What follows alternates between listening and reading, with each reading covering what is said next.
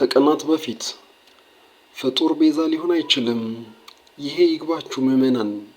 ቤዛ ማለት ስለሌላ ተላልፎ መሰጠት ማለት ነው። እመቤታችን ቤዛዊተ ዓለም አትባልም በማለት የገለጹት ብፁዕ አቡነ ገብርኤል በፍኖተ ጽድቅ ሚዲያ ላይ አትደንግጡ ምዕመናን፣ ነይ ነይ እምዬ ማርያም ቤዛነሽ አሉ ለዓለም የሚለው ዝማሬ ስህተት ነው ሲሉ ተደምጧል። እርሷ ቤዛ ዓለም አይደለችምም ብለዋል። ፍጡር ቤዛ መሆን አይችልም። ይግባችሁ። ቤዛ ማለት ስለሌላ ተላልፎ መሰጠት ማለት ነው። ነይ ነይ እምዬ ማርያም ቤዛ ነሽ አሉ ለዓለም። እመቤታችን ቤዛ አይደላችም። ቤዛ ልጇ ነው። አትደንግጡ። ዛሬ ደግሞ ጋዜጣዊ መግለጫ በሚመስል መልኩ የክህደት ትምህርታቸውን ማመናቸውን ወይም አለማመናቸውን ያልገለጹበት ሀሳባቸውን አቅርበዋል። ከዚህ በተጨማሪም እርሳቸው በድፍረት አትደንግጡ ምዕመናን፣ እመቤታችን ቤዛዊተ ዓለም አይደለችም ያሉትን የኑፋቄ ትምህርት ትተው እርሱ ላይ ያላቸውን አቋም በግልጽ ከመስጠት ወይም ከማብራራት ውጪ ሌሎች ህዝቡ በእኔ ላይ እንዲነሳብኝ የቀሰቀሱብኝ ነው በማለት ሌሎችን ሲከሱ ለ15 ደቂቃ የፈጀ ገለጻቸውን አጠናቀዋል። በእውነቱ ትዝብት ላይ የሚጥለን ይሆናል። እኔ በሰዓቱ ስለ ቁስ ቤዛ፣ ስለ እንስሳ ቤዛ፣ ስለ ሰው ቤዛ ብዙ መናገር አላስፈለገኝም። ዋናው በመስቀል ላይ ተሰቅሎ ስለሱ ብቻ ነበር በሰፊ መናገር የነበረብኝ። አንዳንድ ሰዎች ቃሉን አጣመው በመተርጎም ጦርነት በመቀስቀስ ህዝቡን በማነሳሳት በተለይም ደግሞ ደጋጎች ምዕመናንን በጣም አሳዝኗል። ከእመቤታችን ከቅድስት ድንግል ማርያም ጋር አምላካችን ኢየሱስ ክርስቶስን የማዳን ትምህርቱን፣ ነገረ ድነቱን፣ የዘላለም ቤዛነቱን፣ አዳኝነቱን በማዳኑ ተረፈደ የሌለበት መሆኑ መርገመ ስጋ መርገመ ነፍስን ያስወገደ የሞትን ክንዱ ብርት ሰብሮ ወደ ቀደመ ሀገራችን ወደ ቀደመ ቤታችን መመለሱን ወደፊትም በሰፊው የምናስተምረው ይሆናል። ቤዛዊተ ዓለም ድንግል ቅድስት ማርያም። በእውኑ ይህንን ነገር በጆሮ ሰምቶ በአይን አይቶ ዝም ብሎ ማለፍ እጅግ ይከብዳል። የአእምሮ ሰላም የህሊና እረፍትን ይነሳል። በተለይ በቅድስት ቤተክርስቲያናችን ላይ እንደራሴ ሆኖ የተሰየመ አስኬማውን ያጠለቀ ቅዱስ መስቀልን በእጁ የያዘ ብፁዕ ወቅዱስ የሚል ቅጽል ከፊቱ የሚቀጽልለት በትልቅ ማዕረግ ላይ የሚገኝ አባት በድፍረት አዲስ ግኝት ያገኘ የፈጠራ ባለሙያ ይመስል ቤዛዊተ ዓለም አትባልም በማለት አዳራሽ ሙሉ ሲያስጨበጭብ ማየት የምር ያማል። ይህ ጉዳይ ቀናት ቢያስቆጥርም እንደ ቤተክርስቲያን ልጅነታችን አይናችን የሆነች ድንግል ማርያም ላይ በተለይ የቤተክርስቲያን መሪ በሆነ ጳጳስ እንዲህ ሲነገር መስማት ያማል። ይህ ሁሉ የሆነው የኮታ ጵጵስና እና የተጨማለቀ የፖለቲካችን ፍሬ በመሆኑ እጅግ ያሳዝናል። እርግጥ ነው በርካታ የቅድስት ቤተክርስቲያን መምህራን ቤዛዊተ ዓለም ቅድስት ድንግል ማርያም ላይ ቀደም ብሎ በርካታ ትምህርቶችን መልሶችም በቃልም በመጻፍም ተሰጥተውበታል። አሁን ላይ ይህንን በማንሳት ምላሽ መስጠት አስፈላጊ አይመስለኝም። ምክንያቱም አለማወቅ ቢሆን ደስ ባለን እና ምላሽን በሰጠንበት ነበር። ነገር ግን ሆን ተብሎ ሙገሳና ከበሬታ ፍለጋ ግድግዳ አፍራሾች ዘንድ ለማግኘት በግልጽ አነጋገር አበሉን ከፍ ለማድረግ በቅድስት ቤተክርስቲያን ላይ በዚህ ደረጃ መዘባበት ያሳዝናል።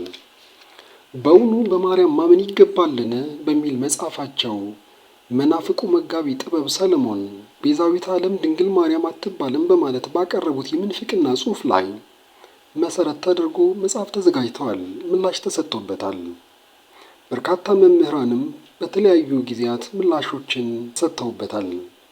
የእናታችን የድንግል ማርያም ወላዲተ አምላክነት ክብር፣ ቅድስና፣ ድንግልና፣ ምልጃዋ፣ ቤዛዊተ ዓለምነቷ ላይ ከመጀመሪያው ክፍለ ዘመን ጀምሮ በርካታ መናፍቃን ተነስተዋል፣ አልፈዋል። በነገራችን ላይ ሁሉም ሰው ልብ ሊለው የሚገባው ነገር ነገረ ማርያም ላይ የሚነሱ ጥርጣሬዎች፣ ኑፋቄዎች በቀጥታ ነገረ ክርስቶስ ላይ የሚነሱ ናቸው። በሌላ አገላለጽ ነገረ ክርስቶስ የተገለጠው በነገረ ማርያም ላይ ነው። ያለ ነገረ ማርያም ነገረ ክርስቶስን ማስረዳትም ሆነ መረዳት አይቻልም። የአምላክ ሰው መሆን፣ መጸነስ፣ መወለድ፣ ስጋ መልበስ ሁሉ የተከናወነው በእርሷ በኩል ነው። ስለሆነም ነገረ ማርያም ላይ የሚነሱ ምንፍቅናዎች በቀጥታ በነገረ ክርስቶስ ላይ የተቃጡ ምንፍቅናዎችና ጥርጣሬዎች ተደርገው ይወሰዳሉ። ከመጀመሪያው ክፍለ ዘመን ጀምሮ በነገረ ማርያምና በነገረ ክርስቶስ ላይ ኑፋቄ ያመጡ በርካታ መናፍቃን ቤተክርስቲያን አሳልፋለች። እነ ኢቢኦናውያን፣ ግኖስቲኮች፣ መርቅያን፣ አርዮሳውያን፣ መነናውያን፣ ንስጥሮሳውያን፣ ፎጢን እነዚህን የመሳሰሉ ተነስተዋል። ቅድስት ቤተክርስቲያን ተገቢ መልስ በመስጠት ለይታቸዋለች። ከላይ ከጠቀስናቸው ውስጥ በነገረ ማርያምና በነገረ ክርስቶስ ላይ የኑፋቄ ምንፍቅና ትምህርት ካስተማሩ ካመጡ መካከል የተወሰኑትን ላብነት እንመልከት። ኢቢኦናውያን ክርስትና ከተመሰረተችበት ጀምሮ ኢየሩሳሌም እስከፈረሰችበት እስከ 70ው ዘመን ድረስ ከክርስትናው ማህበረሰብ ጋር ተቀላቅለው ይኖሩ የነበሩ ከፈሪሳዊነት ክርስትናን የተቀበሉ መሪያቸውና መስራች ኢቢኦ የተባለ እንደነበረ የቤተክርስቲያን ታሪክ ዘግቦት እናገኛለን።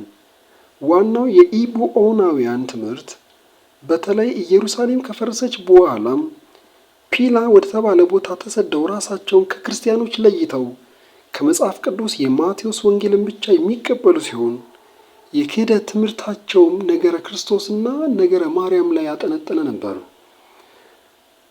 ኢየሱስ በእርግጥ ቃል የተገባለት መሲህ የዳዊት ልጅ እና ጠቅላላ ሕግን የሰጠ ቢሆንም ልክ እንደ ሙሴና እንደ ዳዊት ሰው ሲሆን በተፈጥሮ ሂደት ከማርያምና ከዮሴፍ የተገኘ ነው የሚል ነበር።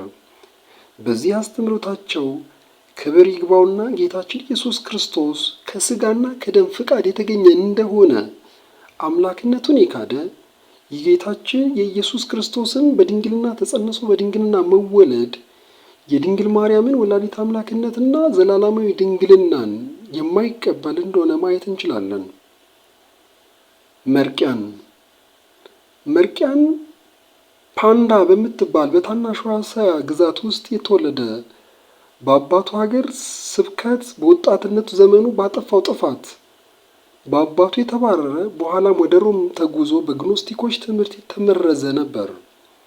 ከዚህ ሁሉ በኋላም መርቅያን በሚስጥረ ሥላሴ ትምህርት ላይ የተሳሳተ ትምህርትን ያስተማረ ግኖስቲካዊ የሆነ ነበር።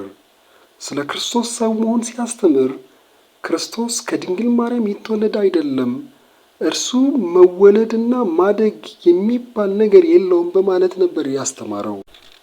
ከዚህ ትምህርቱ እንደምንረዳው የክርስቶስን ፍጹም ሰው መሆን የካደ የለበሰው ሥጋ የሰው ሥጋ ያይደለ በምታት የተቀየረ እንደሆነ የሚያምን የድንግል ማርያምን ወላዲተ አምላክነት በማኅፀኗ 9 ወር ከ5 ቀን መጸነሱን የካደ በልጇ በክርስቶስና በእናቱ በድንግል ማርያም መካከል ምንም አይነት ግንኙነት እንደሌለ ያስተማረ በአጠቃላይ በነገረ ክርስቶስና በነገረ ማርያም ላይ በሚስጥረ ተዋህዶ ሙሉ ክህደትን ያመጣ ያስተላለፈ ሲሆን ለዚህም የክህደት ትምህርቱ የሐዋርያው የቅዱስ ዮሐንስ ደቀ መዝሙር ቅዱስ ፖሊካርፐስ እንደተናገረው የሰይጣን የበኩር ልጅ የሆነ አርእስተ መናፍቅ ነበር።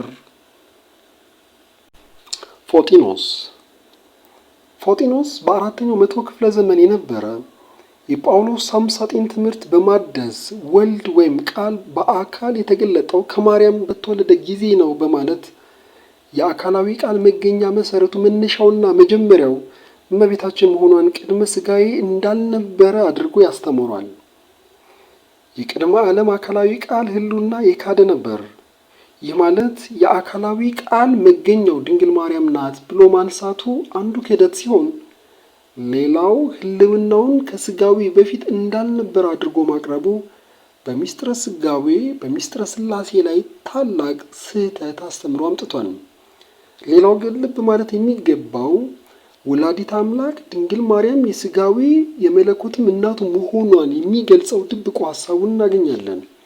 ይህ ትምህርት ፍጹም ከቅድስት ቤተክርስቲያን ትምህርት የራቀና የሐዋርያትን ትምህርት የሚንድ ነበር። እንደ ምሳሌ ያነሳናቸው መናፍቃን በነገረ ማርያምና በነገረ ክርስቶስ ላይ ያቀረቧቸው እጅግ የተዛቡ አስተምህሮቶች ከቤተ ክርስቲያን ትምህርትና ከክርስቲያናዊ ትውፊት በእጅጉ ያፈነገጡ ናቸው። በዘመናቱም የነበሩ እውነተኞቹ የቤተ ክርስቲያን አባቶች ጉባኤ አድርገው ተከራክረው ረድተው ከቤተ ክርስቲያን ከነተሳሳተ ትምህርታቸው ለይተዋቸዋል። በዘመናት ተመሳሳይ ፈተናዎች ቢቀርቡባትም ቅድስት ቤተ ክርስቲያናችን ለዘመናት ፈተና ዘመኑን የዋጀ መልስ የዕቅበተ እምነት ስራ ሲሰራ ነበር። ያለውን የማጽናት የለየለትና የበሰበሰውን ጣት ደግሞ በሕክምና ስታስወግድ ዘመናትን አልፋ ለዚህ ዘመን ደርሳለች። በዚህ ዘመን በተመሳሳይ ሳይማሩ መጠምጠማቸው፣ ሳይረዱ ማስተማርን ያስቀደሙ ማን ምን ያደርገናል የሚሉ ክርፋታቸውን በቅድስት ቤተክርስቲያን ላይ በሚያራግፉ ክህደታቸውን በየዋሁ ምዕመን ላይ በሚነዙ በጠመጠሙ አስኬማዋን ባጠለቁ ላይ የነ ቅዱስ አትናሲዮስን ወንበር የነ ቅዱስ ዲዮስቆሮስን መንበር በተረከቡ በዘመናችን በሚገኙ እውነተኞቹ አባቶች ፊት የቀረበ ጥያቄ ነው። ይህን የበሰበሰ ሀሳብ የበሰበሰ አካል ከጤነኛው ጋር አቆይቶ አካሉ ሙሉ በሙሉ በስብሶ እስኪሞት መጠበቅ አሊያም በጤናማ መንገድ የበሰበሰውን የታመመውን ለይቶ አስወግዶ ሙሉ አካሉ ጤናውን እንዲመለስ ማድረግ። ሁለት ምርጫ፣ አንድ ውሳኔ ቀርቧል።